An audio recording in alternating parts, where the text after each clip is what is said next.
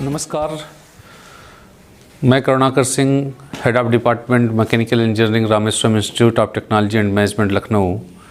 आप सभी को इस विशेष सत्र जो कि आरएसी से संबंधित है, मैकेनिकल थर्ड ईयर के स्टूडेंट का हार्दिक स्वागत करता हूं। हम लोग जानते हैं कि 29 तारीख को इसका पेपर है। AKTU पहली बार ऑब्जेक्टिव क्वेश्चन करा रही है, जिसको लेकर के सभी के अंदर एक डर सा बना हुआ है।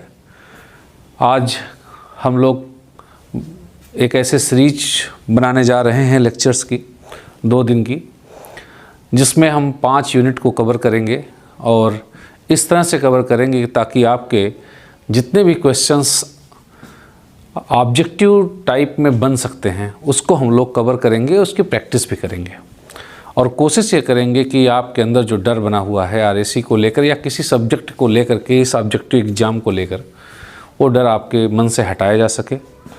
तो इस सब्जेक्ट को स्टार्ट हम लोग करेंगे, यूनिट वाइज चलेंगे, क्योंकि कमावेश स्थिति ऐसी है कि 50 क्वेश्चन आने हैं आपके लिए और 150 क्वेश्चन है 100 नंबर का, यानी एक क्वेश्चन 2 नंबर का है। और 50 क्वेश्चन को अगर हम यूनिट वाइज डिवाइड करें तो हर यूनिट से लगभग 10 क्वेश्चन, क्योंकि 5 यूनिट का पेपर आपका सब्जेक्ट का सिलेबस है, तो हर यूनिट से जो है 10 क्वेश्चन के आसपास टिकता है।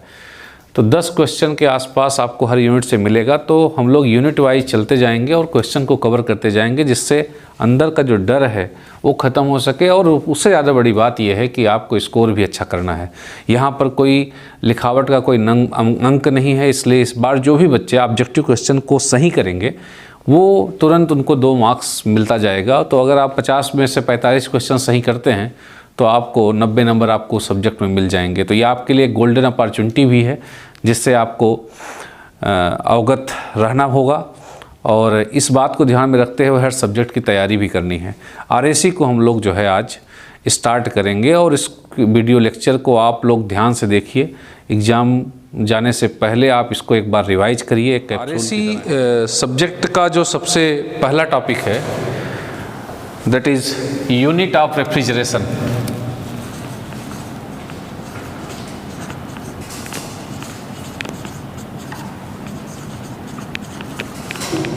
कैसे आप रेफ्रिजरेशन को डिफाइन करते हैं?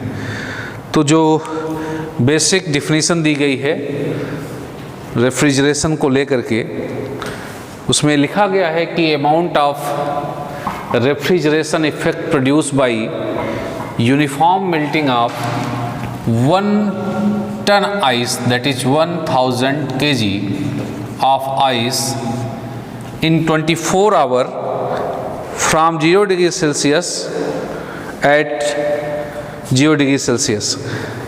कहने का मतलब है कि आपके पास कोई आइस का एक टुकड़ा है, let this is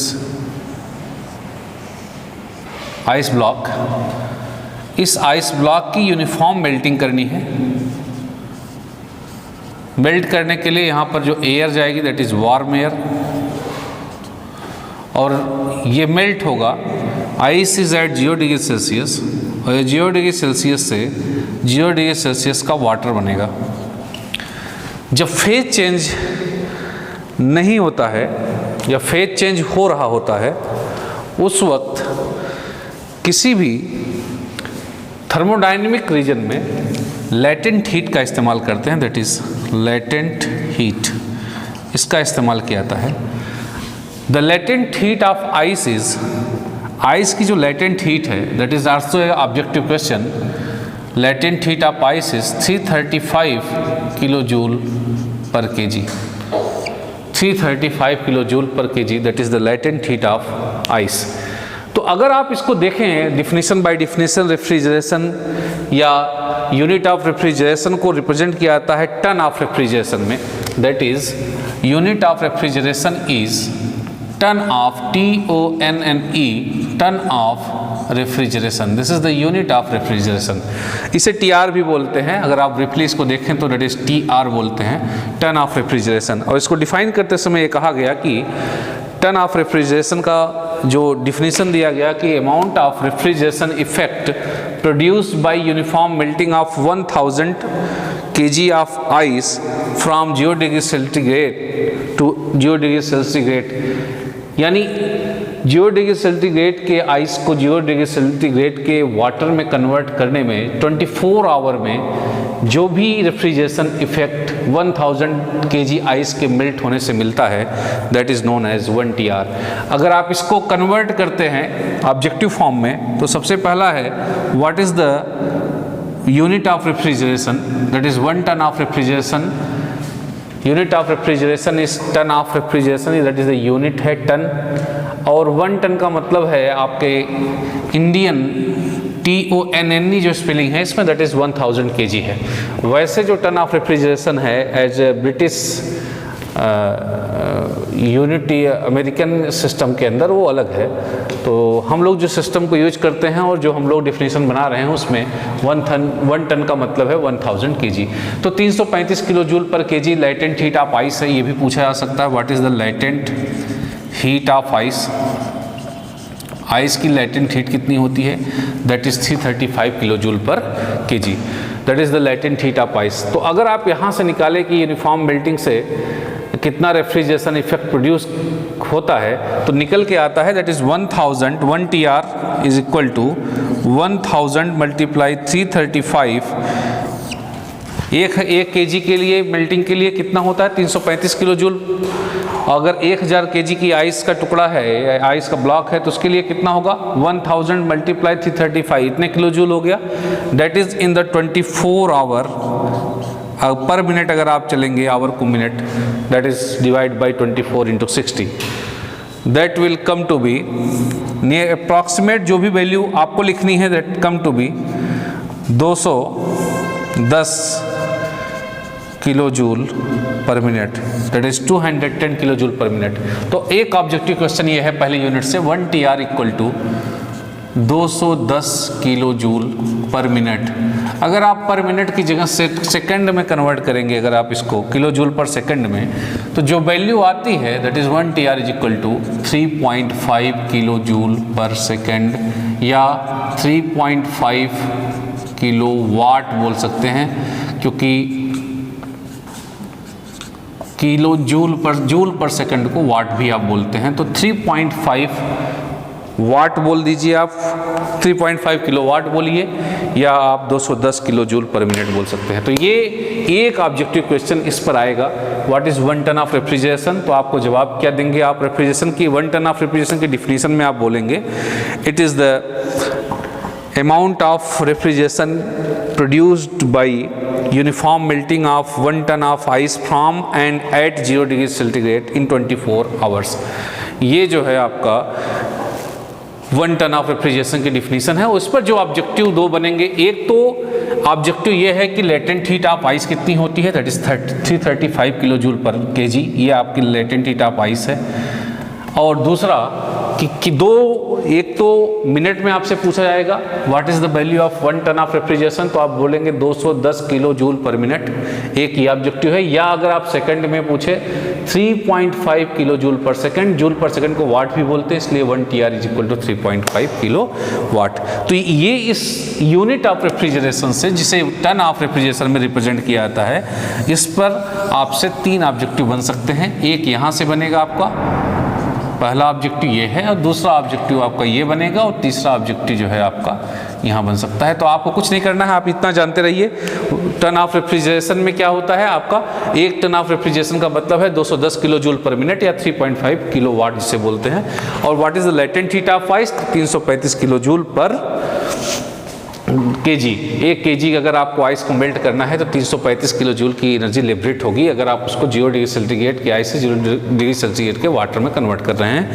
phase change आपका जब भी होगा तब लेटेंट हीट पिक्चर में आएगी, जिसे आप हिंदी में गुप्त उष्मा भी बोलते हैं। 0 डिग्री सेंटीग्रेड की आइस को 0 डिग्री सेंटीग्रेड के वाटर में हम लोग क्या कर रहे हैं, कन्वर्ट कर रहे हैं। तो अब आप दूसरा जो आपके पास एक महत्वपूर्ण टॉपिक है इस यूनिट के बाद, दैट इज COP। इसे आप कोफिशिएंट ऑफ परफॉर्मेंस बोलते हैं, कोफिशिएंट ऑफ परफॉर्मेंस भी बोलते हैं। What is the coefficient of performance, इसके अंदर जो है कोफिशिएंट ऑफ परफॉर्मेंस क्या है, तो जो थ्योरेटिकली जो बोला गया है कोफिशिएंट ऑफ परफॉर्मेंस में, वो ये बोला है व्हाट इज़ द परफॉर्मेंस। अगर आपको चेक करनी है तो ऑब्जेक्टिव अगर आपको सॉल्व करना है तो थोड़ा सा जो है उस मोड में आपको शिफ्ट होना पड़ेगा। COP का जो मीनिंग है दैट इज़, अगर आप डेफिनेशन बाय फार्मूला देखें तो COP is equal to desired effect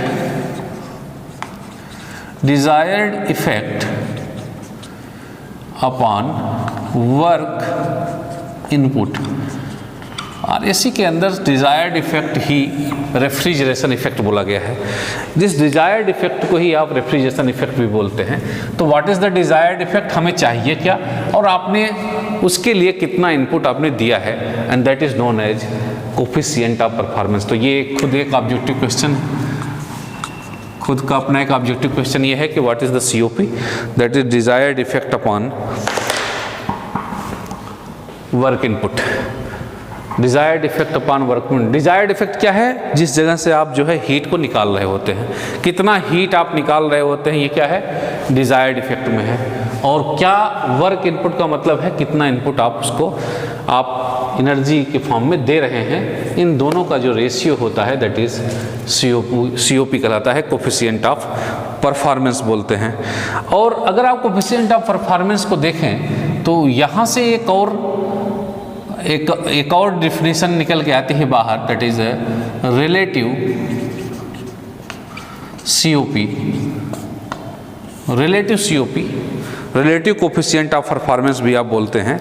और इसका जो फार्मूला है, ये ऑब्जेक्टिव क्वेश्चन है, that is actual COP upon actual COP coefficient of performance upon theoretical coefficient of performance. Relative COP is equal to actual COP upon theoretical COP, that is known as relative COP। Relative COP actual COP upon theoretical COP को बोलते हैं। तो ये एक objective question आपके लिए ये भी है, इस पर ध्यान रखिएगा। रिलेटिव COP के लिए पूछ देगा, ऊपर नीचे करता जाएगा आपको कंफ्यूज करने के लिए। तो जो एक्चुअल COP होती है जितना भी निकल के आए, और थ्योरेटिकल COP जो है उसका रेशियो जो है रिलेटिव COP होती है। जितनी भी साइकिल्स थर्मोडायनेमिक्स के अंदर आप लोगों ने पढ़ी है, वो सभी साइकिल पावर प्रोड्यूसिंग साइकिल होती है। इसलिए उनका जो नेचर होता है ग्राफ के ऊपर वो क्लॉकवाइज होता है। जितनी भी साइकिल आपने पढ़ी, चाहे ऑटो पढ़ी हो, चाहे डीजल पढ़ी हो, कैनार्ड साइकिल पढ़ी हो, ये जितनी पावर प्रोड्यूसिंग साइकिल होती हैं सभी जो है ग्राफ पर क्लॉकवाइज चलती हैं।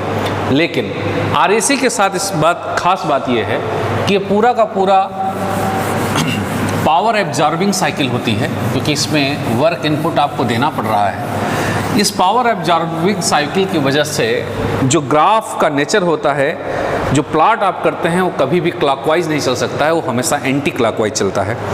तो रेफ्रिजरेशन सिस्टम के अंदर पहले तो एक बेसिक फंडामेंटल आप ये समझ लीजिए कि कैसे कोई चीज़ फ्रिज के अंदर रखी जाती है और वो चीज़ ठंडी हो जाती है, उसके लिए क्या ज़रूरी है, एक सोच हम डेवलप करेंगे। उसके बाद डिफरेंट जो तरीके डेवलप किए हैं साइंस ने रेफ्रिजरेशन एंड एयर कंडीशनिंग के अंदर, उस पर हम लोग चर्चा करेंगे।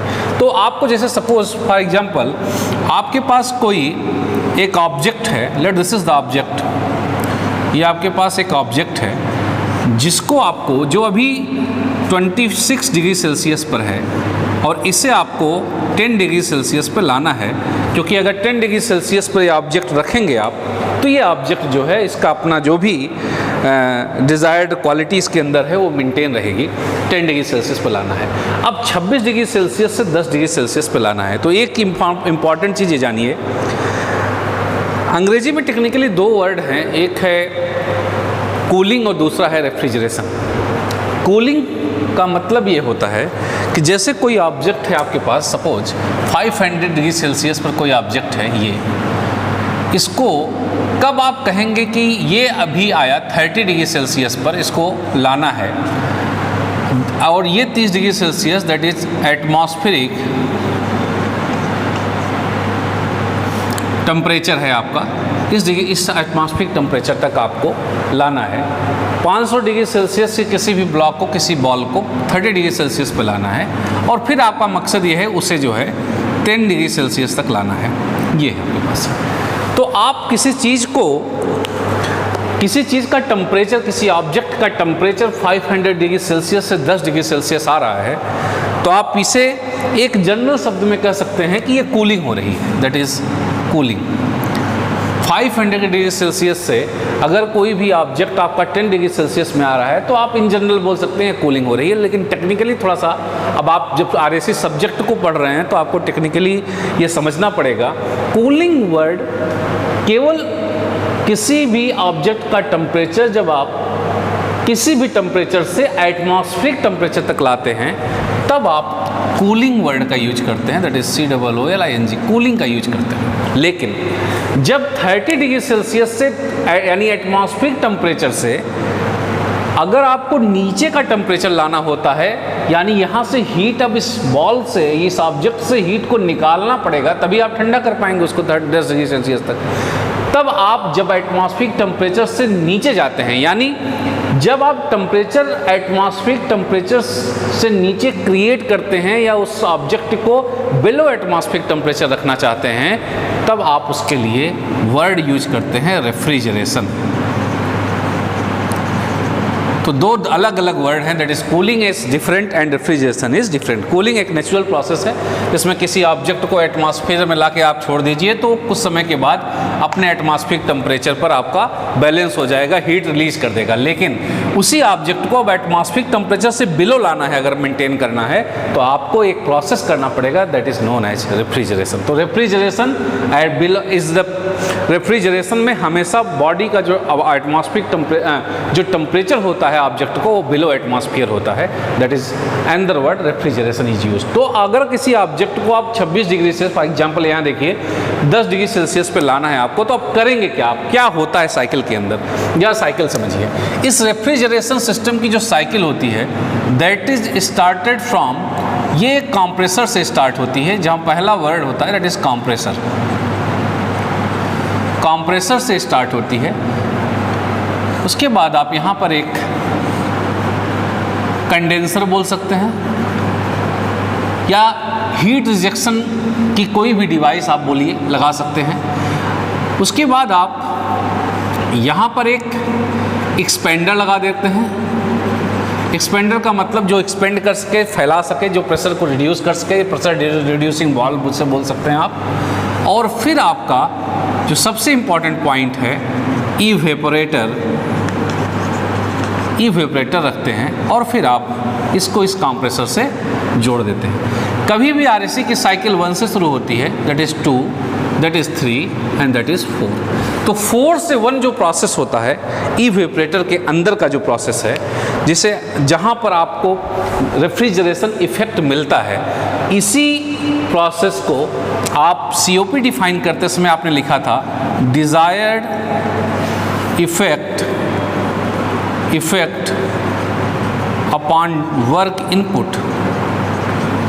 ये जो डिज़ायर्ड इफेक्ट आप देख रहे हैं ऊपर वाला, ये यही प्रोसेस है जो इवेपोरेटर के अंदर होता है, जिसे आप बोलते हैं कि जहाँ ठंडा होता है कोई चीज़, ये डिज़ायर्ड इफेक्ट वहाँ से है। यानी अगर आप प्रोसेस पे देखें तो 4 से 1 का जो प्रोसेस होता है ये डिज़ायर्ड इफेक्ट का है या रेफ्रिजरेशन इफेक्ट का है। और वर्क इनपुट जो है आपका, वर्क आप कंप्रेसर में दे रहे होते हैं 1 से 2 जो है आपका ये वर्क इनपुट होता है। तो आपने यहाँ पर कितना दिया, इसको डिवाइड कर दीजिए, आपने कितना हीट रिलीज किया। अब आपके पास सवाल है कि हमारे पास जो है ये 26 डिग्री सेल्सियस की कोई बॉल थी, कोई भी ऑब्जेक्ट था, कोई मान लीजिए कोई सेब ही हो, कुछ भी रखा हो फ्रिज में, आपका 10 डिग्री सेल्सियस पर कैसे आ जाता है।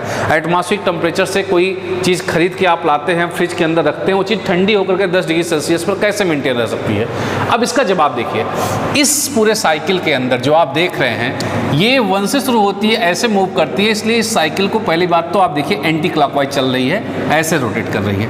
जितनी भी पावर एब्जॉर्बिंग साइकिल है थर्मोडायनेमिक्स के अंदर, वो सभी RAC से संबंधित होगी और सभी इस ग्राफ पर, इस बोर्ड पर एंटी क्लॉकवाइज मूव कर रही होंगी। अगर साइकिल क्लॉकवाइज चल रही है इसका मतलब वो पावर प्रोड्यूसिंग है, यानी टरबाइन की साइकिल है, इंजन है, ये हीट इंजन है, इन सब चीज़ों की साइकिल्स जो हैं क्लॉकवाइज चलती हैं। अदरवाइज जितनी भी साइकिल्स है सभी क्या करती हैं, एंटी क्लॉकवाइज चलती हैं। तो आपका ये साइकिल जो है शुरुआत होती है इसकी 1 से 2। तो अगर आपसे पूछा जाए ऑब्जेक्टिव क्वेश्चन में तो मेन पार्ट्स अगर देखा जाए तो कंप्रेसर है आपका, हीट रिजेक्शन के लिए कंडेंसर आपने लगाया है, कोई भी कूलिंग डिवाइस आप लगा सकते हैं जो ठंडा कर सके। तीसरा एक्सपेंडर है, एक्सपेंडर के अंदर कभी कभी आप वेपर कंप्रेसर में इस एक्सपेंडर की जगह पर दो चीज़ों का यूज कर सकते हैं। बड़े लेवल पर आप टरबाइन का इस्तेमाल कर सकते हैं और वैसे आप थ्रोटल वाल्व भी यूज कर सकते हैं। तो दो एक्सपेंडर आप यूज करते हैं, depend upon different situation. Throttle valve और आपका टरबाइन यूज कर सकते हैं आप। एक्सपेंड करने का मतलब होता है प्रेशर को रिड्यूस करना होता है, उसके पीछे हमारा एक मकसद होता है। और इवेपोरेटर के अंदर वो चीज़ रखी जाती है। अब है क्या, देखिए इस पूरे साइकिल के अंदर जो चीज़ घूम रही है उसी का नाम है रेफ्रिजरेंट। जो भी चीज़ इसमें अंदर रेफ्रिजरेंट बोलते हैं, वो जो घूम रही है इसके अंदर, इस साइकिल के अंदर जो बार बार सर्कुलेट कर रही है उसी का नाम है रेफ्रिजरेंट, उसे बोलते हैं। अब रेफ्रिजरेंट के बहुत से टाइप्स हैं। मान लीजिए हमारे पास सबसे सस्ता चीपेस्ट देखा जाए तो हमारे पास एयर है। एयर भी एक रेफ्रिजरेंट की तरह काम करता है और चीप भी है और इसका इफेक्ट भी अच्छा है। तो हम एयर को एज ए रेफ्रिजरेंट फिलहाल अभी मान के चलते हैं कि एयर हमने ले लिया एक रेफ्रिजरेंट के तौर पर। अब होगा क्या, 1 से 2 प्रोसेस जो कंप्रेसर होता है उसमें एयर को हम क्या करते हैं, कंप्रेस करते हैं। अच्छा, किसी भी चीज़ को आप कंप्रेस करेंगे तो ये जनरल बात है कि उसके अंदर उसका प्रेशर और टेम्परेचर क्या करेगा, इंक्रीज करेगा, क्योंकि एयर एक आइडियल गैस की तरह बिहेव करती है। तो आपका मकसद है प्रेशर इंक्रीज करना, टेम्परेचर इंक्रीज करना आपका मकसद नहीं होता आरएसी के अंदर। तो आप प्रेशर इंक्रीज करना चाहते हैं, लेकिन ऐसी थर्मोडायनेमिक मजबूरियां हैं कि आप जब भी प्रेशर को इंक्रीज करेंगे as a gas, ideal gas air की तरह, तो आप जिस भी मान लीजिए प्रोसेस के थ्रू कंप्रेस कर रहे हैं, क्योंकि compressor more and less reversible adiabatic work करता है कंप्रेशन प्रोसेस में। वहाँ पर आप देखेंगे जो फार्मूला यूज होता है प्रेशर और टेम्परेचर का, T2/T1 = P2/P1 का होल पावर गामा -1/गामा। तो जब आप प्रेशर इंक्रीज कर रहे होते हैं, आपका मकसद प्रेशर इंक्रीज करना होता है, तो प्रेशर इंक्रीज करते समय ऑटोमेटिकली डायरेक्टली प्रोपोर्शनल होने के नाते फार्मूले से अगर आप देखें तो जब से ही प्रेशर इंक्रीज करेगा, चूँकि डायरेक्टली प्रोपोर्शनल बन रहा है, तो अपने आप ऑटोमेटिकली टेम्परेचर भी क्या करता है, इंक्रीज कर जाता है। आपका मकसद भले नहीं है कंप्रेसर के अंदर टेम्परेचर इंक्रीज करना, लेकिन आपको थर्मोडायनेमिक्स कुछ मजबूरियाँ हैं जिसकी वजह से टेम्परेचर ऑटोमेटिकली इंक्रीज कर जाता है। अब जब एयर को आपने कंप्रेसर के अंदर कर दिया है रिवर्सिबल एडियाबेटिकली मान लीजिए, तो आपका टेम्परेचर क्या है, प्रेशर बढ़ा हुआ है और टेम्परेचर भी बढ़ा हुआ है, उस एयर का प्रेशर भी बढ़ा हुआ है और टेम्परेचर बढ़ा हुआ है। अब चूंकि आपका मकसद टेम्परेचर बढ़ाना नहीं था, इसलिए आप इसको क्या करेंगे, इसको कूल करेंगे। तो आप जो भी एटमॉस्फेरिक एयर बाहर होगी, अगर आप नेचुरल प्रोसेस देखें तो आप इससे हीट को क्या करेंगे, यहाँ पर रिजेक्ट कर देंगे। इसे हीट रिजेक्शन प्रोसेस बोलेंगे, कंडेंसर के अंदर हीट रिजेक्ट कर देंगे। अब हीट रिजेक्ट करने से प्रेशर तो सेम रहेगा, मान लीजिए आपका प्रेशर सेम है क्योंकि आपने कांस्टेंट प्रेशर हीट रिजेक्शन किया है। फॉर एग्जांपल किसी प्रोसेस में कांस्टेंट प्रेशर आपका हीट रिजेक्शन है, प्रेशर सेम है, टेम्परेचर आपका अप डाउन हो गया है, वो चीज़ आपकी उसी प्रेशर पर ठंडी हो चुकी है, आपको जो एयर आपने रेफ्रिजरेंट के तौर पर आपने इस्तेमाल किया था। उसके बाद है क्या कि आप एक्सपेंडर के अंदर इसको भेजते हैं। जब एक्सपेंडर के अंदर यही एयर आएगी तो एक्सपेंडर टरबाइन क्या करेगा, टरबाइन एक एक्सपेंडिंग डिवाइस है, जैसे कोई चीज़ इसके अंदर आएगी ये एक्सपेंड करेगी, इसका प्रेशर बहुत ज़्यादा डिक्रीज करेगी।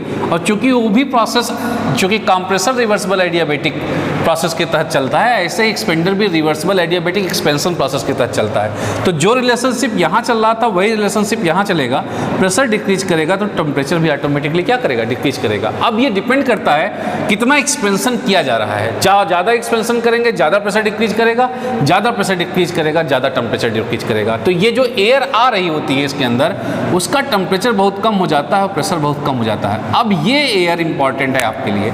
आप इस ऑब्जेक्ट को, जो भी एक ऑब्जेक्ट था जो 26 डिग्री सेल्सियस था, इस ऑब्जेक्ट को आपने यहाँ रखा हुआ है और आपके घरों में जो फ्रिज है उसके अंदर कॉइल्स घूम रही होती है। जो ये कॉइल्स आपकी घूम रही होती है ऑब्जेक्ट के बगल से, उस कॉइल्स के अंदर यही एयर जो ठंडी होकर यहाँ से आई हुई है, ये एयर घूम रही होती है। जब आपकी एयर का टेम्परेचर बहुत कम होगा, मान लीजिए आपके एयर का टेम्परेचर हो गया है 3 डिग्री सेल्सियस और यहाँ पर 26 डिग्री सेल्सियस का कोई भी ब्लॉक रखा हुआ, ऑब्जेक्ट रखा हुआ है, तो 26 डिग्री सेल्सियस पर यह ऑब्जेक्ट यहाँ पर 26 डिग्री सेल्सियस पर है, इसके बगल से गुजरने वाली जो एयर है इसका 3 डिग्री सेल्सियस है, मान लीजिए 3 डिग्री सेल्सियस है, तो क्या होगा, हायर टेम्परेचर से लोअर टेम्परेचर की तरफ हीट ऑटोमेटिकली क्या होगी, ट्रांसफ़र हो जाएगी। तो जैसे जैसे हीट यहाँ से निकलती जाएगी, इस एयर में मिलती जाएगी, जाएगी, एयर का टेम्परेचर तो बढ़ता चला जाएगा, लेकिन ये जो ऑब्जेक्ट रखा हुआ है इसका टेम्परेचर क्या होता जाएगा, कम होता जाएगा, डिक्रीज होता जाएगा। जब इसका टेम्परेचर डिक्रीज होगा तो आपको जो भी डिजायर्ड कंडीशन होगी ऐसी डिज़ाइन की जाएगी कि 10 डिग्री सेल्सियस अचीव हो जाएगा। जितनी हीट आप ये रिजेक्ट कर रहे हैं, जो भी हीट आप पर सेकेंड आप रिजेक्ट कर रहे होते हैं इस ऑब्जेक्ट से, इस एयर के अंदर, यही हीट का रिजेक्शन ही रेफ्रिजरेशन इफेक्ट बोला जाता है। रेफ्रिजरेशन इफेक्ट बोलते हैं इसे। जितनी भी हीट आप निकालते हैं आप, डिज़ायर्ड इफेक्ट, यही आपका डिज़ायर्ड है। कितनी हीट आप रिजेक्ट कर रहे होते हैं, यही और कितना वर्क आपने दिया था कंप्रेसर में, इसी का रेशियो आपका कोफिशिएंट ऑफ परफॉर्मेंस कहलाता है। तो ये एक बेसिक साइकिल है। कंप्रेस करेंगे, टेम्परेचर प्रेशर बढ़ेगा, फिर आपको ठंडा कर देंगे, टेम्परेचर कम हो जाएगा, प्रेशर तो कांस्टेंट है चूँकि। अब उसके बाद क्या करेंगे, आप एक्सपेंड करेंगे तो प्रेशर डिक्रीज करेगा, टेम्परेचर डिक्रीज कर जाएगा, और ऐसी जगह से पास कर देंगे जहाँ पर ऑब्जेक्ट को ठंडा करना होता है। तो उसके बगल से जब ठंडी चीज़ निकलेगी तो ये वाली अपना हीट इसको दे देगी और इसका टेम्परेचर ऑटोमेटिकली कम हो जाएगा। तो इसीलिए कहते हैं कि ऑब्जेक्ट 10 डिग्री पर ठंडा हो जाता है। अब इसको एक अगर हम बांधे किसी साइकिल के अंदर इस पूरे प्रोसेस को, जहाँ से ऑब्जेक्टिव बनाया जा सकता है इस AKTU एग्ज़ाम में, तो जो सबसे पहली साइकिल हमको पढ़नी है हमारे जो सिलेबस में है वो that is reverse Carnot cycle. Reverse इसलिए लगा हुआ है क्योंकि जितनी भी साइकिल थर्मोडायनेमिक्स के अंदर हैं, जो भी पावर प्रोड्यूसिंग हैं वो सभी क्लॉकवाइज चलती हैं, और जितनी भी साइकिल RAC के अंदर पावर एब्जॉर्प्शन साइकिल है चूँकि वो सभी रिवर्स चलेंगी, एंटी क्लॉकवाइज चलती हैं। तो सबसे पहली जो साइकिल है, जो आइडियल फेज अगर देखा जाए तो रिवर्स कैरनॉट साइकिल है। Reverse Carnot cycle, air as refrigerant use किया जा रहा है, तो आप जान सकते हैं कि एयर रेफ्रिजरेशन साइकिल का एक पार्ट होगा ये। तो रिवर्स कैरनॉट साइकिल जो है आपको पढ़ना है। तो ऑब्जेक्टिव कहाँ से आएगा इसमें ये देखना है हमको। तो सबसे पहले तो किसी भी साइकिल को आप पढ़ रहे हैं तो उसमें ज़्यादा इंपॉर्टेंट ये होता है कि आप पहले तो उस साइकिल के चारों प्रोसेस जिससे साइकिल कंप्लीट होती है उसके बारे में आप जान लें। तो इस रिवर्स कैरनॉट साइकिल पर पहला ऑब्जेक्टिव जो प्रोसेस से बनेगा वो आप लिख लीजिए, 2 से 3, 3 से 4 और फिर 4 से 1 आपको आना है। 1 से 2 वही reversible adiabatic compressor, reversible adiabatic compression जो कंप्रेसर के अंदर होता है। 2 से 3 कैरनॉट साइकिल के अंदर कोई भी प्रोसेस कांस्टेंट प्रेशर नहीं होता है। हमारी ये आइडियल साइकिल है, और आइडियल रिवर्सिबल साइकिल के अंदर जो कैरनॉट साइकिल भी थी उसके अंदर टेम्परेचर को कांस्टेंट रखते हैं। तो आप बोल सकते हैं रिवर्सिबल कांस्टेंट टेम्परेचर रिजेक्शन, जो आप हीट रिजेक्ट कर रहे होते हैं कंडेंसर के अंदर, वो कांस्टेंट टेम्परेचर हमको रखना है। ये रिवर्स कैरनॉट साइकिल की एक विशेषता है। फिर 3 से 4 आपका एक्सपेंडर लगा हुआ है, तो आप रिवर्सिबल एडियाबैटिक एक्सपेंशन भी बोल सकते हैं। एक्सपेंशन इन टरबाइन बोलिए, इन टरबाइन बोल सकते हैं। और फिर 4 से 1 जो भी आप रेफ्रिजरेशन सिस्टम के अंदर इवेपोरेटर का जो प्रोसेस होता है 4 to 1, जो इवेपोरेटर के अंदर आया हुआ था 4 to 1 process, that is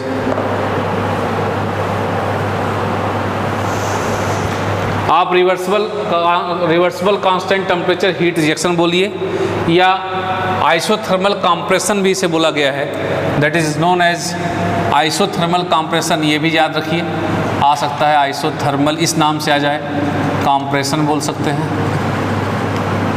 isothermal compression बोल सकते हैं आपका। और यहाँ से आइसोथर्मल एक्सपेंशन बोल सकते हैं, आइसोथर्मल एक्सपेंशन।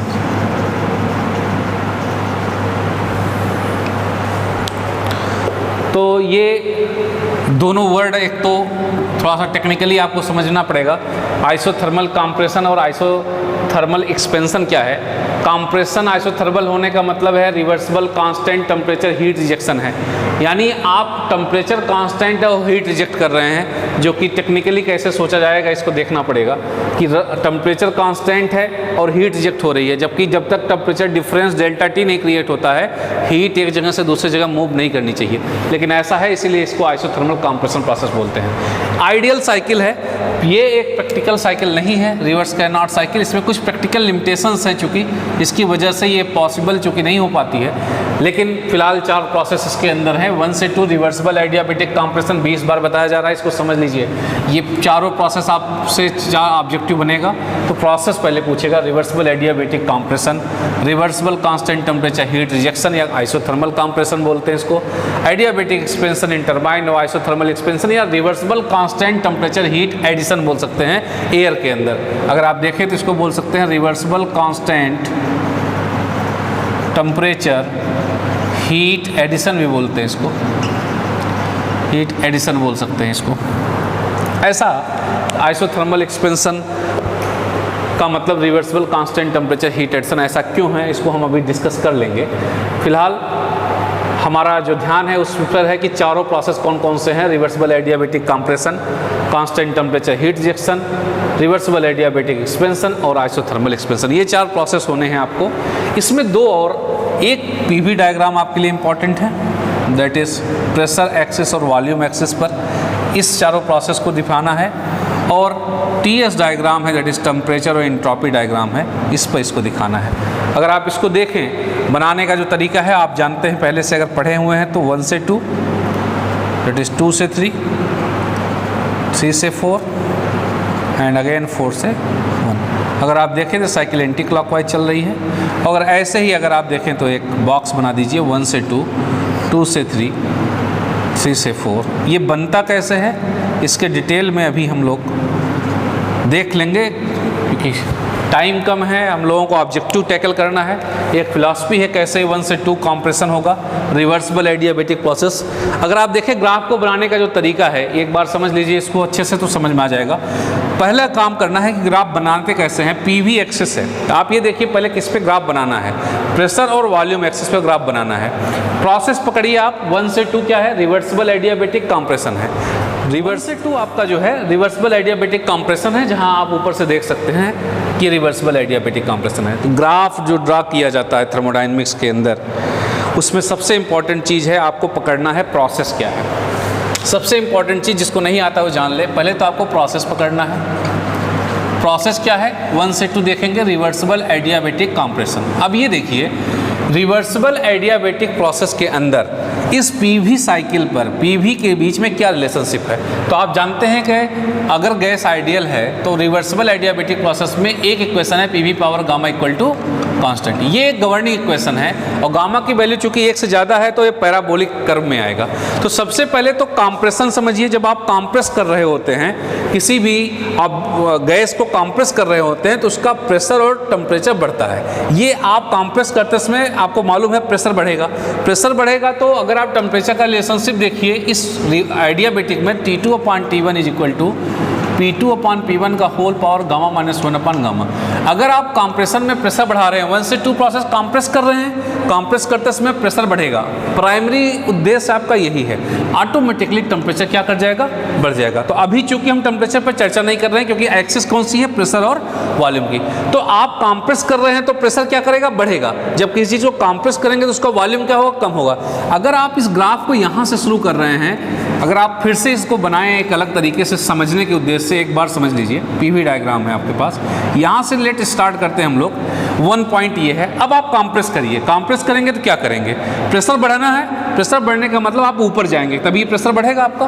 वॉल्यूम कम करना है तो यानी पीछे आएंगे, यानी आप ऊपर जाएंगे और पीछे आएंगे। आप ऐसे भी जा सकते थे, आप ऐसे भी जा सकते, कौन सा तरीका होगा। अब आपको इस ग्राफ का नेचर जानना है, कैसा जाएगा। ये जाएगा तो ऐसे ही, चाहे पीछे जाना है क्योंकि प्रेशर बढ़ना है और वॉल्यूम को क्या करना है, कम होना है। वॉल्यूम अभी इतना है, वहाँ पर यहाँ पर है, और इधर जाएंगे तो आप वॉल्यूम देखिए कम होता जा रहा है। तो वॉल्यूम कम होगा कंप्रेस करने पर, और प्रेशर चूंकि बढ़ रहा है, प्रेशर अभी इतना था अब कितना है देखिए आपका, बढ़ गया प्रेशर। जाना पीछे ही है, लेकिन कैसे चलेंगे, ग्राफ कैसे बनेगा, ये बताएगी गवर्निंग इक्वेशन। तो एडियाबेटिक प्रोसेस की जो गवर्निंग इक्वेशन है दैट इज पीवी एक्सिस पर P V power gamma equal to constant, और गामा की वैल्यू 1 से ज़्यादा होती है, तो यानी आपको जो नेचर मिलेगा that will be become parabolic in nature. तो पैराबोलिक आप ग्राफ बना सकते हैं 1 से 2 का, इसलिए यहाँ पर कैसा बनाया गया है, पैराबोलिक ग्राफ आपका बना हुआ है। तो दूसरा अगर आप देखिए isothermal, that is constant temperature heat rejection या आइसोथर्मल कंप्रेसर है। तो अगर आप इसको देखें पीवी डायग्राम पर, तो कांस्टेंट टेम्परेचर प्रोसेस को पीवी डायग्राम पर ये आपका, अगर आप आइडियल गैस देखें तो पीवी बराबर एमआरटी का रूल फॉलो है।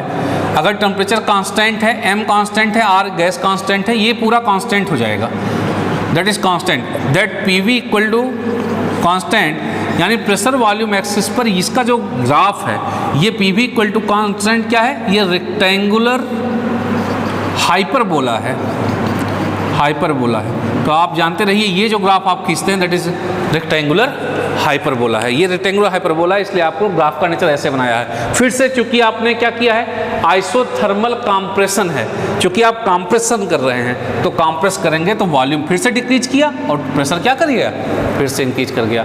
अब आप 3 से 4 में आइए, एक्सपेंशन प्रोसेस टरबाइन का है, टरबाइन एक्सपेंशन होगा 3 से 4 के अंदर। एक्सपेंशन का मतलब क्या होता है, वॉल्यूम बढ़ेगा, इसलिए 3 पे वॉल्यूम अगर आपका यहाँ है तो देखिए 4 पे वॉल्यूम यहाँ आ गया, वॉल्यूम क्या कर गया, बढ़ गया। प्रेशर घटेगा एक्सपेंशन में, प्रेशर यहाँ था, अब प्रेशर कितना आ गया है, यहाँ आ गया। और 4 से 1 में आप जाएंगे तो क्या है आपका आइसोथर्मल हीट एडिशन या एक्सपेंशन। एक्सपेंशन का मतलब होता है फिर से प्रेशर डिक्रीज करेगा और वॉल्यूम बढ़ेगा, आपकी साइकिल या एंटी क्लॉकवाइज कंप्लीट हो जाती है।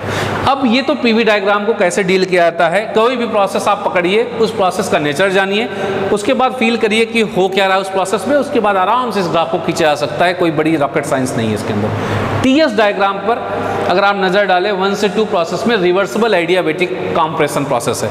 आपको मैं बता चुका हूँ टीएस डायग्राम को कभी भी टैकल करना है तो आपके पास 2 मास्टर इक्वेशन है, डेल्टा एस बराबर M C V L N T two upon T one plus M R L N V two upon V one. एक और है आइडियल गैस के लिए M C P L N T two upon T one minus M R L N P2 upon P1। ये 2 आपके पास master equation है। जब भी आप कहीं भी फंसिए कि ग्राफ कैसे ड्रा किया जाएगा टीएस डायग्राम पर, आप इसकी हेल्प लीजिए, ऑटोमेटिकली आपको जवाब मिलेगा कैसे करना है। पहला 1 से 2 प्रोसेस, या देखिए 1 से 2 प्रोसेस के अंदर आइए, रिवर्सिबल एडियाबैटिक कंप्रेशन है। कंप्रेशन का मतलब होता है प्रेस करना है, आपको अब इसमें ध्यान नहीं देना है प्रेशर वॉल्यूम पर, अब आपका ध्यान किस पे होना चाहिए, टेम्परेचर और एंट्रोपी पर। अगर टेम्परेचर एंट्रोपी है, पहला सवाल ये रिवर्सिबल एडियाबैटिक, रिवर्सिबल जैसे आपने लगाया 1 से 2 रिवर्सिबल एडियाबैटिक कंप्रेशन। अगर आप देखिए एंट्रोपी की जो डिफिनीशन थी डेल्टा एस बराबर डेल क्यू बाई टी था, that is in the process of reversible process के लिए था delta S is equal to del Q by T. अगर आपका पहला प्रोसेस रिवर्सिबल एडियाबैटिक है, एडियाबैटिक का मतलब हीट ट्रांसफर इक्वल टू 0, अगर हीट ट्रांसफर आपने 0 कर दिया यानी delta S equal to 0, gap खत्म है, इसका मतलब है एंट्रोपी क्या हो जाएगी, कांस्टेंट हो जाएगी। रिवर्सिबल एडियाबैटिक में एंट्रोपी कांस्टेंट होती है, इसलिए कभी कभी इसे आइसेंट्रोपिक बोलते हैं। एंट्रोपी कांस्टेंट है इसलिए क्या बोलते हैं, आइसेंट्रोपिक प्रोसेस। अब एंट्रोपी कांस्टेंट रखनी है, 1 से अगर आप शुरू करें, अगर आप तो 1 से देखें एंट्रोपी कांस्टेंट तभी रह सकती है या तो आप नीचे आइए इसी लाइन पर या तो ऊपर जाइए।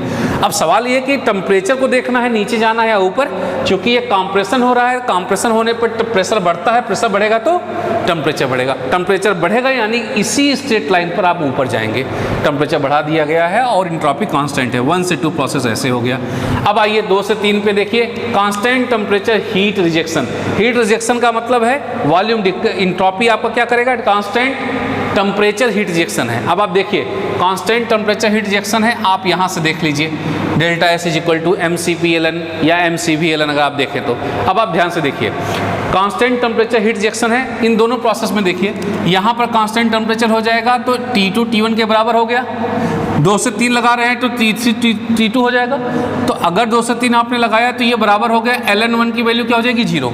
यानी एंट्रोपी का चेंज डिपेंड करता है वॉल्यूम के चेंज पर डिपेंड करेगा। वॉल्यूम क्या होगा, कम होगा।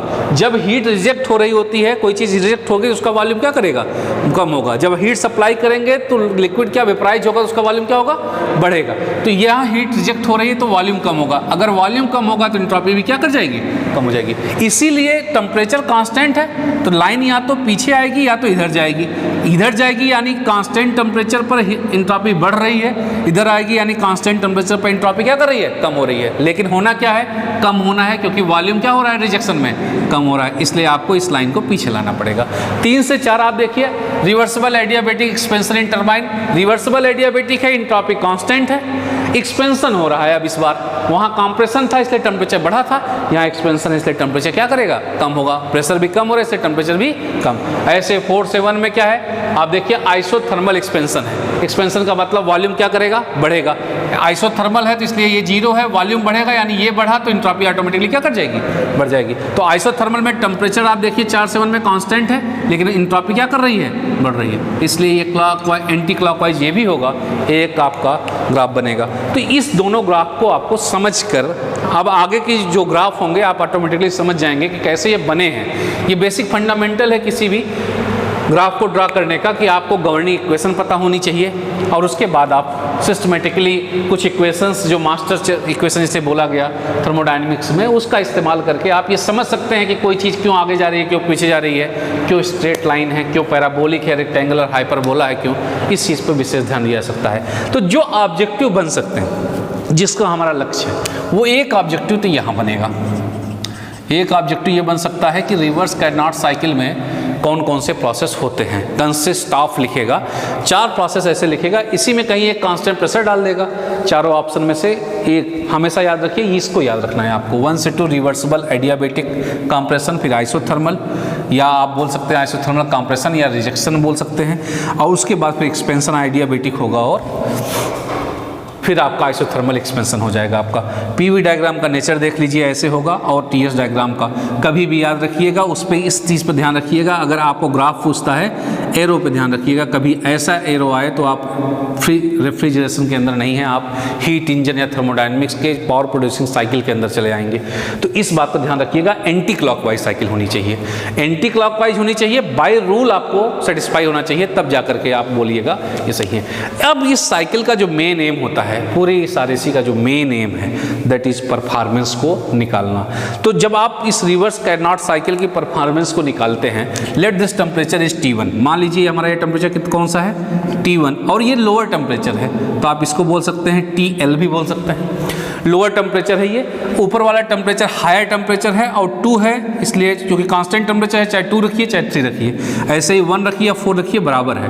T2 is equal to Carnot cycle पर अगर आप ऑब्जेक्टिव न्यूमेरिकल को देखें तो एक न्यूमेरिकल सपोज ऐसा है कि a Carnot refrigeration cycle absorb heat at 270 Kelvin, absorb heat at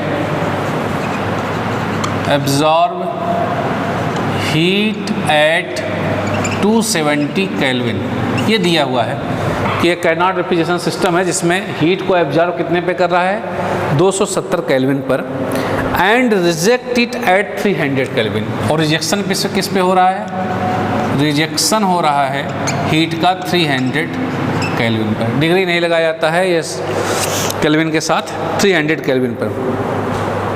पहले तो आपको कहा गया है कि इस साइकिल का COP फाइंड आउट करिए, तो आपको 4 ऑब्जेक्टिव दे देगा, जो भी COP होगा उसमें टिक करना होगा आपको। What is the COP of the cycle? तो पहले तो ये जानिए हीट रिजेक्शन कहाँ होता है और हीट एब्जॉर्ब कहाँ से होता है। अगर आप इस प्रोसेस को देखें तो इवेपोरेटर है आपका ये, उसके बाद आपका ये कंप्रेसर है, फिर आपका ये कूलिंग मीडियम के लिए कंडेंसर का इस्तेमाल है, फिर एक्सपेंडर है, फिर जाकर के ये साइकिल 1 से 2 ऐसे शुरू होती है, 2 से 3, 3 से 4, ये आपका इवेपोरेटर है। तो हीट एब्जॉर्ब एट 270 केल्विन। अगर आप टेम्परेचर वाइज देखें तो एब्जॉर्ब लोअर टेम्परेचर पर होगा और रिजेक्शन हमेशा हाई टेम्परेचर पर होगा। तो एब्जॉर्ब 270 केल्विन पर है, यानी हीट एब्जॉर्ब हो रही है। जो भी एयर आपकी जा रही है दैट इज हीट एब्जॉर्ब कहाँ से करेगी, इवेपोरेटर से करेगी। यानी कौन सा टेम्परेचर दे रहा है, लोअर वाला या हायर, लोअर टेम्परेचर है। लोअर टेम्परेचर कितना दे रहा है इसने, 270 केल्विन। अगर डिग्री सेल्सियस में देता तब भी आप केल्विन में कन्वर्ट करेंगे, क्योंकि एब्सोल्यूट स्केल पर आपको चलना पड़ता है थर्मोडायनेमिक्स के अंदर।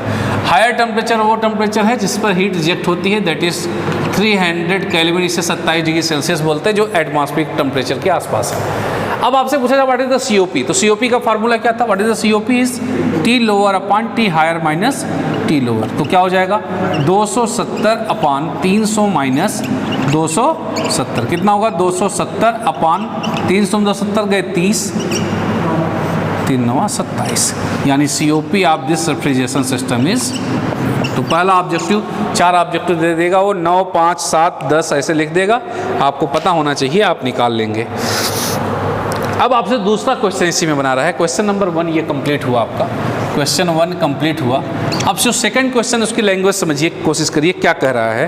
कह रहा है कि if the cycle is absorbing 1130 kilo joule per minute, if the cycle is absorbing 1130, ध्यान समझिएगा 1130 किलो जूल पर मिनट, इतना एब्जॉर्ब कर रही है। अगर पहली बात तो एब्जॉर्ब करना ही रेफ्रिजरेशन इफेक्ट होता है।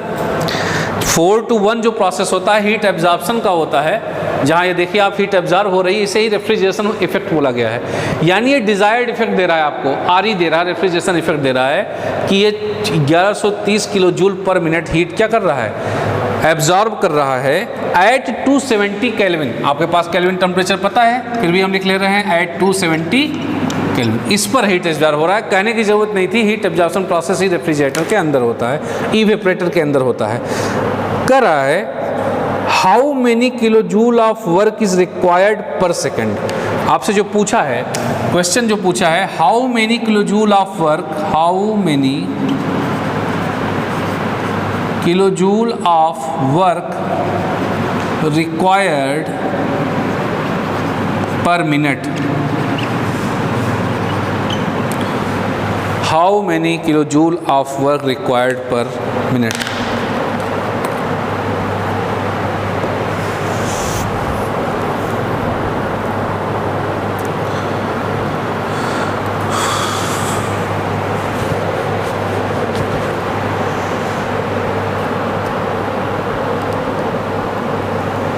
इसी क्वेश्चन में, ये सेकेंडरी, इसी क्वेश्चन का दूसरा पार्ट है। आपसे एक क्वेश्चन देकर के 4 ऑब्जेक्टिव बना सकता है, उसमें न्यूमेरिकल में ऐसे क्वेश्चंस आते रहे हैं। तो पूछा है how many kilo joule of work is required पर मिनट। अब ध्यान से समझिएगा, how many kilo joule of work required पर मिनट आपसे पूछ रहा है। ये आपने क्या निकाला था, सीओपी। सीओपी क्या होती है, कोफिशिएंट ऑफ परफॉर्मेंस, इसका यूनिट क्या होती है, किलो जूल पर सेकेंड। सीओपी की यूनिट क्या है, किलोवाट बोल सकते हैं आप, या 210 किलो जूल पर मिनट भी बोलते थे हम लोग। 1 टन की जो वैल्यू आई थी that was 210 kilo joule per minute. COP है 9, सॉरी सीओपी 9 है, और हीट को आप किलो जूल पर मिनट में बोल सकते हैं या किलो जूल पर सेकंड में, क्योंकि सीओपी यूनिटलेस है, यूपी इसका कोई यूनिट नहीं है। अब आप जरा देखें सीओपी के फार्मूले को, अगर आप ध्यान से देखें, what is the COP. COP होता क्या है, दैट इज डिजायर्ड इफेक्ट या refrigeration effect upon work input होता है। अच्छा, सीओपी आपको मालूम है, इस साइकिल की अभी निकाल चुके हैं, पहले क्वेश्चन के अंदर 9 आई, that is 9 is equal to refrigeration effect आपको दिया हुआ है 1130 kilo joule per minute at 270 kelvin. ये दिया है 1130 किलो जूल पर मिनट। ध्यान से समझिएगा कहाँ गलती हो सकती है। आपसे दिया है 1130 किलो जूल पर मिनट, ये सीओपी है। रेफ्रिजरेशन इफेक्ट दिया है मिनट में।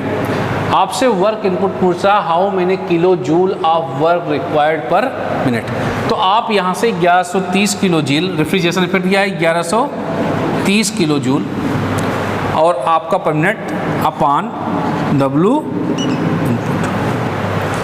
तो आप यहाँ से क्या निकाल सकते हैं, वर्क इनपुट निकाल सकते हैं। तो वर्क इनपुट कितना निकल के आएगा, जरा देखिए।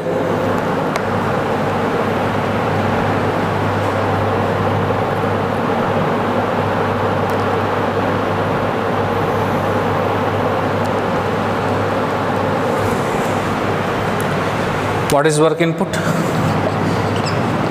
1130 बटे 9।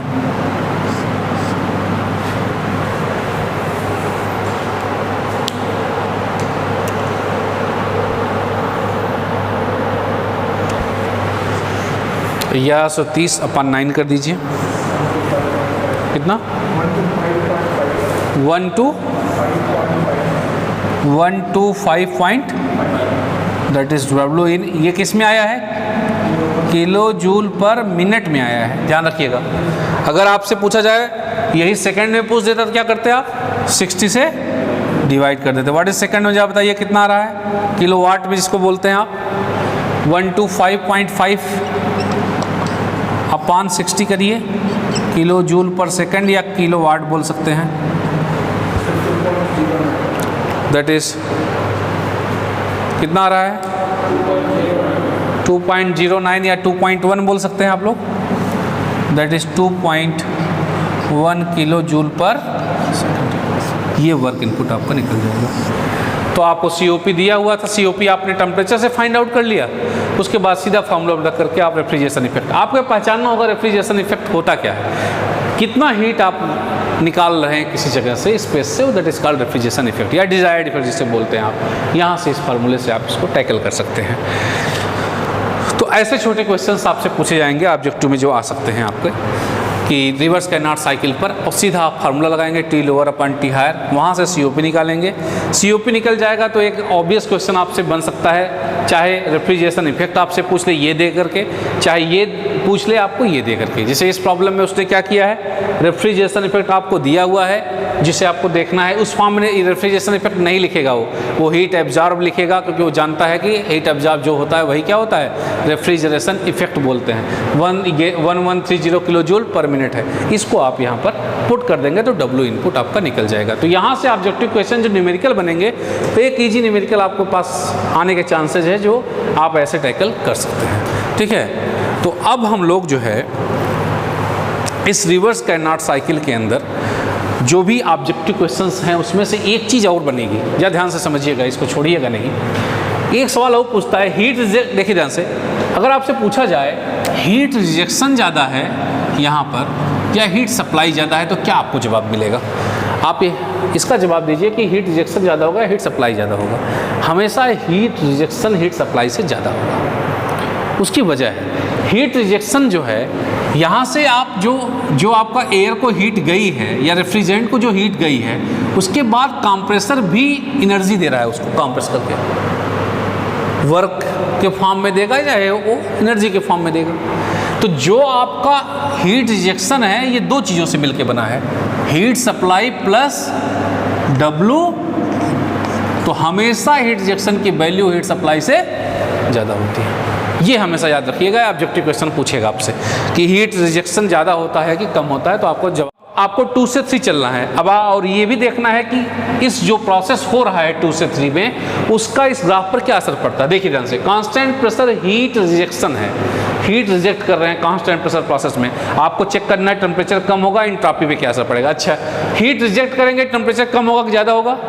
कम होगा, क्योंकि हीट क्या कर रहे हैं, रिजेक्ट कर रहे हैं, तो टेम्परेचर तो डिक्रीज करेगा, यानी इसी लाइन पर आना है क्योंकि कांस्टेंट प्रेशर प्रोसेस पर है, तो पीछे आप आएंगे। आप हीट रिजेक्ट करेंगे टेम्परेचर डिक्रीज करेगा, लेकिन एंट्रोपी को कैसे सेटिस्फाई करेंगे आप, कम हो रही है। तो क्या इक्वेशन थी, master equation, delta S is equal to mCp ln T2 upon T1 minus mRln P2 upon P1। तो टेम्परेचर क्या, आप देखिए कांस्टेंट प्रेशर प्रोसेस है तो ये वाला चीज़ कांस्टेंट हो जाएगा, तो इसका मतलब ln1 0 हो जाएगा। अगर ln1 0 हो गया तो इसका मतलब है कंप्लीट एंट्रोपी का डिफरेंस डिपेंड करता है T2 अपॉन T1 पर। तो फाइनल टेम्परेचर एक्सपेंशन प्रोसेस में, हीट रिजेक्शन प्रोसेस में फाइनल टेम्परेचर कम हो रहा है, ज़्यादा डिक्रीज कर रहा है। अगर टेम्परेचर डिक्रीज करेगा तो एंट्रोपी भी क्या कर गई, डिक्रीज। तो 2 से 3 प्रोसेस क्या करेगा, डिक्रीज एंट्रोपी, ऐसे आ जाएगा 2 से 3 प्रोसेस। Let this is 3। अब आइए 2 से 3 के बाद 3 से 4 पे आइए, रिवर्सिबल एडियाबैटिक एक्सपेंशन है टरबाइन के अंदर, तो एक्सपेंड कर रहे हैं, एक्सपेंड करने का मतलब है एडियाबैटिक रिवर्सिबल है, इसलिए एंट्रोपी कांस्टेंट है। एंट्रोपी कांस्टेंट है यानी लाइन या तो सीधा नीचे या तो सीधा ऊपर, क्योंकि ये एक्सपेंशन है, रिवर्सिबल एडियाबैटिक एक्सपेंशन है। एक्सपेंशन में एंट्रोपी तो कांस्टेंट है, आपको दूसरा एक्सेस टेम्परेचर देखना है। एक्सपेंशन में टेम्परेचर बढ़ेगा घटेगा, जब भी एक्सपेंशन होगा टेम्परेचर क्या करेगा, डिक्रीज करेगा। तो 3 to 4 आपका सीधी लाइन नीचे एक्साइज दिशा में आ जाएगी, दैट इज 3 to 4। और 4 to 1 सिमिलरली आप जब हीट ऐड करेंगे तो एंट्रोपी इंक्रीज करेगी, टेम्परेचर आपका इंक्रीज करेगा, इसकी वजह से क्या होगा आपका 4 to 1 साइकिल ऐसे चली जाएगी। अभी भी साइकिल 1 से 2 हमेशा शुरू होती है, इसलिए अभी भी एंटी क्लॉकवाइज जितनी भी साइकिल RAC के अंदर आप पढ़ेंगे सभी कैसी होंगी एंटी क्लॉकवाइज। ये इंपॉर्टेंट है आपके पास PV और TS। वहाँ पर PV और TS अलग हुआ करता था, वहाँ पर PV और TS कैसे बना था, एक बॉक्स बन गया था स्क्वायर। यहाँ पर ऐसा नहीं है, 1 से 2 है, 2 से 3, 3 से 4। प्रोसेस को पकड़िए, गवर्निंग इक्वेशन लगाइए, बहुत ईजी है ग्राफ को ड्रॉ करना। ठीक, अब तीसरी जो चीज़ किसी भी साइकिल के अंदर जरूरी है वो ये होती है कि इन सभी प्रोसेस के होने के बाद what is the value of COP of the cycle. Important है COP जानना, what is the COP of the whole cycle. COP क्या होगा इस साइकिल की जो भी चल रही है आपकी, what is the COP of the cycle. Reverse Brayton cycle, Bell Coleman cycle दोनों एक हैं, ध्यान रखिएगा। पूछा आता है in which of the following is Bell Coleman cycle, उसमें ऑप्शन दिएगा, एक ऑप्शन होगा रिवर्स ब्रेटॉन साइकिल, आप इस पर टिक करेंगे। रिवर्स ब्रेटॉन साइकिल को ही बेल कॉलोमैन साइकिल बोलते हैं। What is the COP of the cycle. तो COP ऑफ द साइकिल का फार्मूला है 1/RP प्रेशर रेशियो का whole power gamma -1 upon gamma -1। ध्यान रखिएगा -1 बाहर है, ये नहीं कि यही -1 लगा देते हैं, ये नीचे है आपका -1। That is the COP of reverse Brayton cycle या जूल साइकिल या Bell Coleman cycle BCY। Bell Coleman cycle की जो COP है दैट इज 1/RP का whole power gamma -1 upon gamma -1 है। RP क्या है, प्रेशर रेशियो। प्रेशर रेशियो का मतलब है कहाँ से कहाँ, P2/P1 या P3/P4, दैट इज 2 to 1, 1 से 2। तो what is the value of RP, it is P2/P1 और क्या P3/P4, that is pressure ratio. यही वैल्यू उठा के यहाँ रखिए। गामा की वैल्यू 1.4 है एयर के लिए, आइडियल गैस की तरह अगर बिहेव करती है CP और CV की वैल्यू के साथ, -1 डायरेक्टली आप COP साइकिल की क्या कर सकते हैं, फाइंड आउट कर सकते हैं आराम से एकदम से। तो एक तो ऑब्जेक्टिव बनेगा आपका, यहाँ चारों प्रोसेस क्या हैं, कहाँ होते हैं ये प्रोसेस।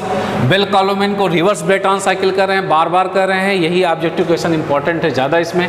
प्रेशर रेशियो ऐसे होगा आपका, और इस पर से एक PV और TS डायग्राम के बाद जो ऑब्जेक्टिव बन सकता है बनेगा। ये फार्मूला याद रखिएगा, इस फार्मूले को पर भी ऑब्जेक्टिव बना हुआ है, आता रहता है। 1/RP का whole power gamma -1 upon gamma -1 नीचे है आपका। इससे आप इस रिवर्स ब्रेटॉन साइकिल की क्या निकाल सकते हैं, COP निकाल सकते हैं। कोई भी न्यूमेरिकल आए आप उस न्यूमेरिकल पर आप इस पर फोकस करिए, प्रेशर रेशियो क्या दिया हुआ है। जैसे प्रेशर रेशियो निकलेगा, गामा की वैल्यू अगर दिया है CP और CV तो डिवाइड करके निकालेंगे, नहीं दिया है तो आप 1.4 मान करके डायरेक्ट क्या कर लेंगे, COP निकाल लेंगे। तो ऐसे इस पर जो है थ्योरेटिकल क्वेश्चन एक बन जाएगा। इस पर न्यूमेरिकल क्वेश्चन भी हम लगा सकते हैं। जैसे एक क्वेश्चन हम लोग न्यूमेरिकल लगाएंगे अभी, इस पर एक न्यूमेरिकल क्वेश्चन लगाते हैं और फिर देखते हैं कि आखिर क्या इसके अंदर न्यूमेरिकल कैसे सॉल्व किया जा सकता है। टेम्परेचर से भी निकाल सकते हैं आप इसको, और आप इस बेसिक फार्मूले जो RP का है उससे भी आप इसको फाइंड आउट कर सकते हैं। अच्छा, रेफ्रिजरेशन इफेक्ट पूछे तो कैसे निकालेंगे, दैट इज 4 to 1 है। हीट ट्रांसफर ही रेफ्रिजरेशन इफेक्ट होता है। तो heat transfer constant pressure process में क्या होता है, अगर आप देखें कांस्टेंट प्रेशर प्रोसेस में हीट ट्रांसफर क्या होता है, Q = MC डेल्टा T, यही फार्मूला हीट ट्रांसफर का है। तो यहाँ आप लगाएंगे MCP delta T, T1 - T4, that is T1 - T4। ये क्या हो जाएगा, हीट Q बोलते हैं जिसे, या इसे ही रेफ्रिजरेशन इफेक्ट बोल सकते हैं, RE बोलेंगे या डिजायर्ड इफेक्ट। MCP पर kg पूछ दे अगर पर किलो तो M की वैल्यू कितनी हो जाएगी, 1 हो जाएगी। तो CP T1 - T4 से आप क्या निकाल सकते हैं, कितना रेफ्रिजरेशन इफेक्ट प्रोड्यूस हुआ है।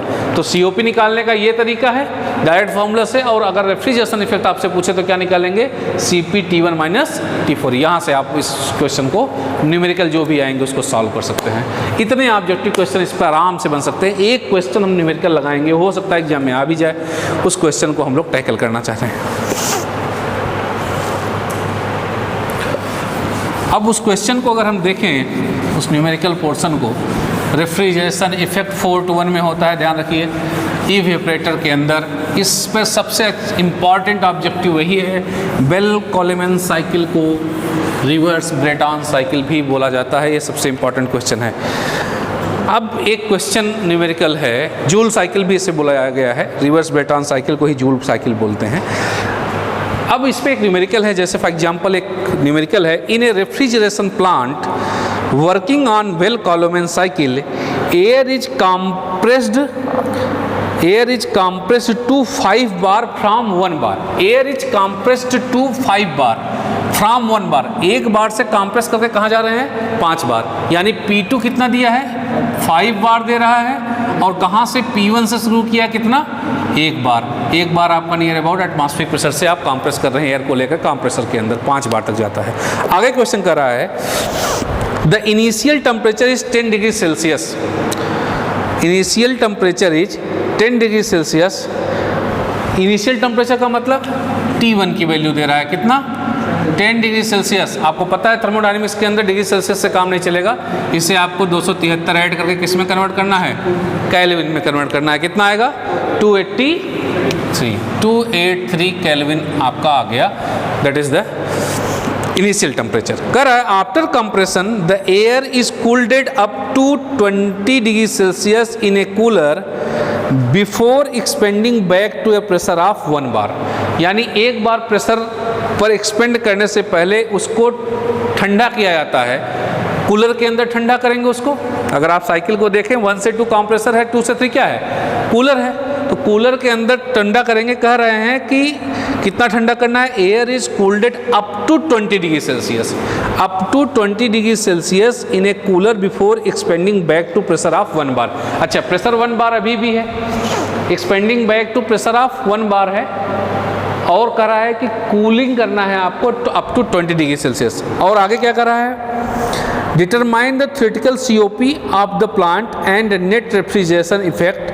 CP आपको दे रहा है, that is expanding back to. तो आप जानते हैं कि इस बेल-कॉलोमन साइकिल में जो प्रेशर होता है, जो इनिशियल प्रेशर होता है वही फाइनल होता है, क्योंकि P1 P4 के बराबर होता है. कांस्टेंट प्रेशर है. तो ये P4 एक प्रकार से दे रहा है आपको, लास्ट वाला जो प्रेशर होता है. लेकिन इसमें कह रहा है कि एक्सपेंडिंग बैक टू जो आपका T3 दिया है वो कितना दिया है? क्या बोल रहा है? The air is cooled up to 20 degree in a cooler before expanding back to. Cooler के अंदर इसको ठंडा कर रहे हैं आप लोग. तो हमारा जो ये टेम्परेचर T3 है दैट इज 20 डिग्री सेल्सियस दे रहा है. T3 is 20 degree Celsius. तो 20 डिग्री सेल्सियस का मतलब कितना हुआ? T2 is equal to T3 is equal to 20 degree Celsius. 20 degree Celsius का मतलब 20 प्लस 273 कितना हुआ? 293 केल्विन तक आपने इसको कूल किया. अब जरा देखिए इस प्रोसेस को, देखिए कि यहाँ कंप्रेसर लगा हुआ है आपका. This is compressor. अगर ध्यान से समझिए, ये आपका कूलर है और ये आपका एक्सपेंडर है कोई, और ये आपका क्या है? इवेपोरेटर है. और फिर यहाँ से जाते हैं. दैट इज़ 1 2 3 और दिस इज 4. अब कर रहा है कूलर में कूल्ड अप टू 20 डिग्री दिखा है. वर्ड पढ़िए. कूलर में 20 डिग्री तक इसको क्या करता है? कूल कर देता है. तो 20 डिग्री तक का मतलब है 20 डिग्री इसका. तो T3 इज इक्वल टू आपका 293 केल्विन आ गया आपका. तो COP कैसे निकालेंगे? What is the formula? COP is equal to that is 1/RP का पावर गामा माइनस 1/गामा माइनस 1 कर लेंगे. RP क्या होता है? Pressure ratio. प्रेशर रेशियो कहाँ से है? P1 P2 that is P2/P1 is equal to RP is equal to 5/1 that is 5. तो आप COP के लिए क्या करेंगे? 1/5 का whole power 1.4 minus 1/1.4 minus 1. What will be the COP? Please find out. तो COP इज इक्वल टू 1.173. ये आपकी COP आ गई है 1.173. आप फाइंड आउट कर सकते हैं. 1.713 that is the COP of the इस बेल-कॉलोमन साइकिल की जो COP अभी निकल के आई. अब देखिए अभी तक फिलहाल टेम्परेचर का कोई इस्तेमाल आपने नहीं किया है, लेकिन अब आपको करना पड़ेगा. क्यों? क्योंकि उसने पूछा है, दूसरे आप क्वेश्चन में पूछ रहा है what is the refrigeration effect. RE आपसे पूछ लिया है. तो कुछ प्रोसेस में रेफ्रिजरेशन इफेक्ट होता है 4 से 1 में 4 to 1. तो कितना अमाउंट रेफ्रिजरेशन इफेक्ट का होगा जरा पर kg बताइए. क्या फॉर्मूला लिखेगा? That is refrigeration effect is equal to M पर kg है तो 1 हो गया. CP की वैल्यू एयर के लिए 1.005 डेल्टा T यानी T1 माइनस T4. 1 से 4 के बीच में ही होगा रेफ्रिजरेशन प्रोसेस. तो T1 माइनस T4. अब T1 आपको दिया है, T4 नहीं मालूम है. T4 कैसे निकालेंगे आप? T4 कैसे निकालेंगे इस पे ध्यान दीजिए. T1 पता है आपका कितना है? 283 केल्विन. T4 फाइंड आउट करना है. ये वाला टेम्परेचर आपको फाइंड आउट करना है. T3 दिया है देखिए ध्यान से, T3 दिया है, T3 कितना दे रहा है, दैट इज 293 केल्विन। तो आपको पता है प्रेशर रेशियो का फार्मूला, रिवर्सिबल एडियाबैटिक प्रोसेस है 3 से 4, तो क्या होगा T3/T4 is equal to P3/P4 का whole power gamma minus 1 upon gamma. यहाँ से T3 दिया हुआ है, T3 कितना है 293 अपान T4 फाइंड आउट करना है। P3 कितना दिया है, 3 का प्रेशर वही है जो 2 का प्रेशर है, कांस्टेंट प्रेशर प्रोसेस होता है। P2 कितना है 5 है, दैट इज 5 अपान P4 वही है जो P1 है, दैट इज 1 बार, वहाँ से शुरू किए थे 1 बार, अपान 1.4 माइनस 1 अपान 1.4। यहाँ से T4 की वैल्यू आप आराम से निकाल सकते हैं and that value come to be 185 kelvin आती है। कितने आती है, 185 केल्विन आती है जब आप सॉल्व करते हैं इसको। ये फार्मूला इसलिए लगाया गया है क्योंकि थर्मोडायनेमिक्स में हर एक प्रोसेस का अपना फार्मूला है। T3/T4 इसलिए लगाया गया है क्योंकि आपने रिवर्सिबल एडियाबैटिक के थ्रू गए हैं एक्सपेंशन में 3 से 4। रिवर्सिबल एडियाबैटिक की गवर्निंग इक्वेशन है PV power gamma equal to constant या T2 अपान T1 बराबर P2 अपान P1 का whole power gamma minus 1 upon gamma. यहाँ से इस चीज़ को हम फॉलो करते हैं। T4 कितना है 185 केल्विन है आपका, तो 185 केल्विन आपका ये T4 हो गया है। तो 185 केल्विन आ गया। T1 पता है आपको कितना 283 केल्विन हो गया, that is T1 minus T4 करके रेफ्रिजरेशन इफेक्ट निकाल सकते हैं। 1.005 T1 की वैल्यू कितनी है 283 माइनस कितना है T4 185। क्या बता सकते हैं what will be the refrigeration effect? तो 98.5 किलो जूल पर केजी है, क्योंकि m होता है यहाँ पर, m को हमने 1 ले लिया इसलिए पर केजी, यानी 1 केजी के लिए 98.5 किलो जूल जो है हीट रिजेक्ट की जाएगी, दैट इज़ 98.5 किलो जूल पर केजी।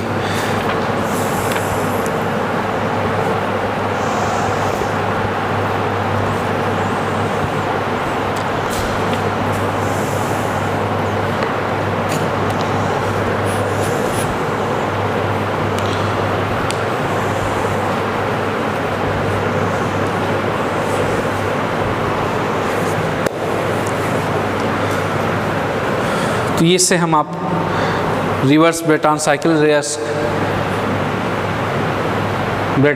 या जूल साइकिल या बेल कॉलोमेन साइकिल का न्यूमेरिकल आप सॉल्व कर सकते हैं। ये फार्मूला जो है रखिए,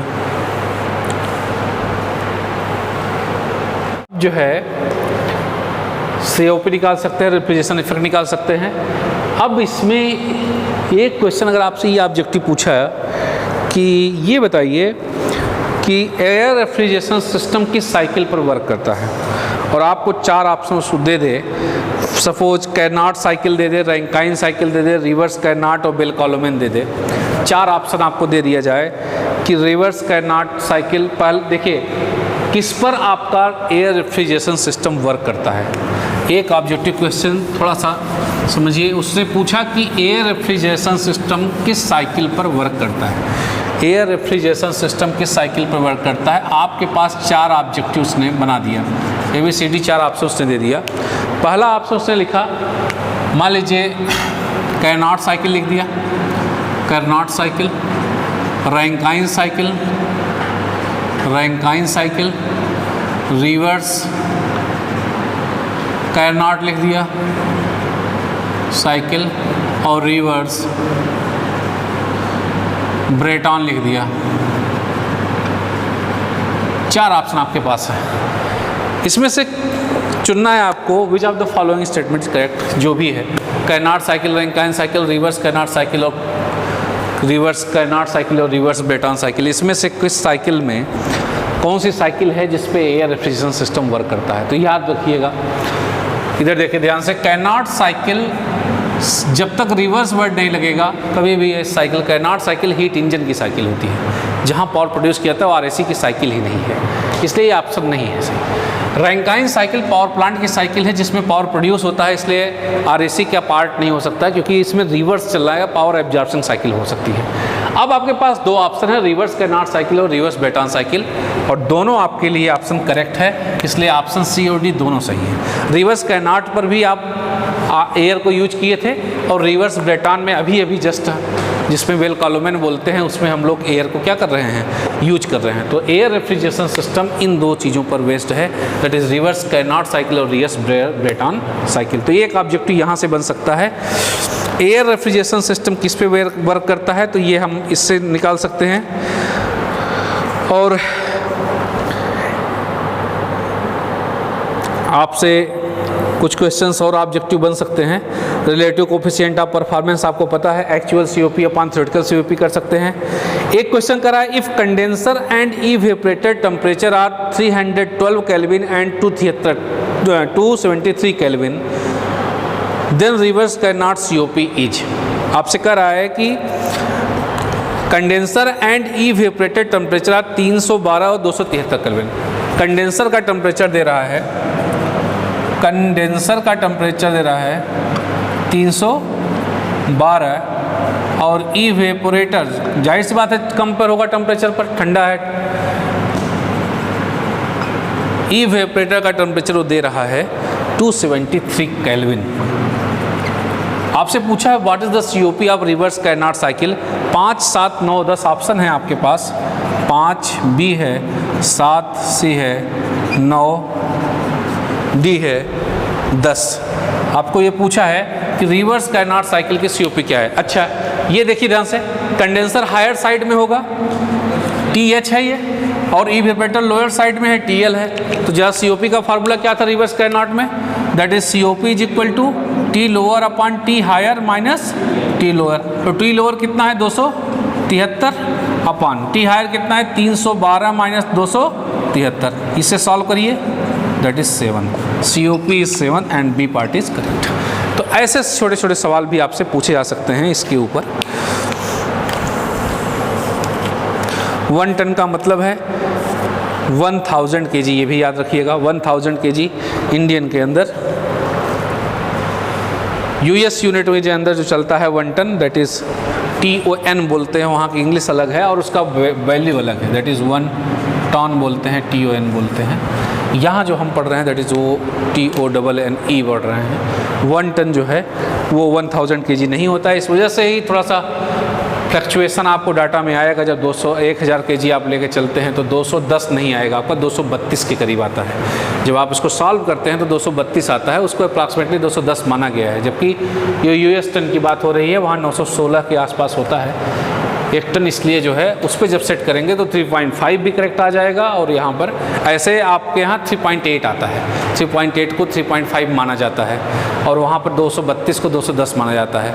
इसलिए अभी जब फिलहाल हमको जो टिक करना है ऑब्जेक्टिव क्वेश्चन को हमको सॉल्व करते समय, उस पर ये है 1 टन में 210 किलो जूल पर मिनट होगा और 3.5 किलो जूल पर सेकंड, या किलो वाट बोलेंगे, जूल पर सेकंड को क्या बोलते हैं, वाट भी बोल सकते हैं। तो ये एक बेसिक 2 साइकिल का टॉपिक जो है हम लोग आज अभी ख़त्म कर रहे हैं, जिसमें आपका रिवर्स कार्नोट साइकिल है, रेफ्रिजरेशन की यूनिट जो टन ऑफ रेफ्रिजरेशन है उसको कैसे हम लोग करेंगे, रिलेटिव COP कैसे होगी, और फिर कौन कौन से ऑब्जेक्टिव क्वेश्चन इसके अंदर बन सकते हैं। Brayton cycle, reverse Brayton cycle, joule cycle, या आप बेल कॉलोमेन साइकिल बोलिए। फ्रोजन मीट के लिए जिसको यूज किया गया अर्लियर स्टेज में RAC के डेवलपमेंट फेज के अंदर। और फिर ऐसे ऑब्जेक्टिव क्वेश्चन आपसे पूछे जा सकते हैं जहाँ पर छोटे से एक डाटा दे देगा कंडेंसर, आपको ये पता होना चाहिए, फार्मूला तो पता होना चाहिए, तो साथ साथ आपको ये पता होना चाहिए कौन सा हायर साइड है कौन सा लोअर साइड। वो जो बेसिक ब्लॉक डायग्राम हम लोग बनाते हैं, पहले कंप्रेसर होता है, फिर आपका कंडेंसर या कूलर होता है, फिर एक्सपेंडर होता है, फिर इवेपोरेटर होता है। इवेपोरेटर आपका लोअर साइड में होता है, और आपका जो आपका कंडेंसर या कूलर है ये क्या होता है, हायर साइड में होता है, हमेशा ध्यान रखिए। हीट रिजेक्शन जो होता है, हीट रिजेक्शन वो कंप्रेसर ही हीट देगा, हीट अप करेगा, साथ ही साथ जो रेफ्रिजरेटर से हीट लिया है वो हीट प्लस कंप्रेसर हीट देने के बाद जाता है कहाँ पर, रिजेक्शन में। इसलिए हीट रिजेक्शन वाला जो वैल्यू होती है वो हमेशा क्या होगी, ज़्यादा निकल के आती है in compare to heat absorption. तो ये पूछ सकता है। समर और लोअर के बीच में हम लोगों ने देखा कि समर एयर कंडीशनिंग लोअर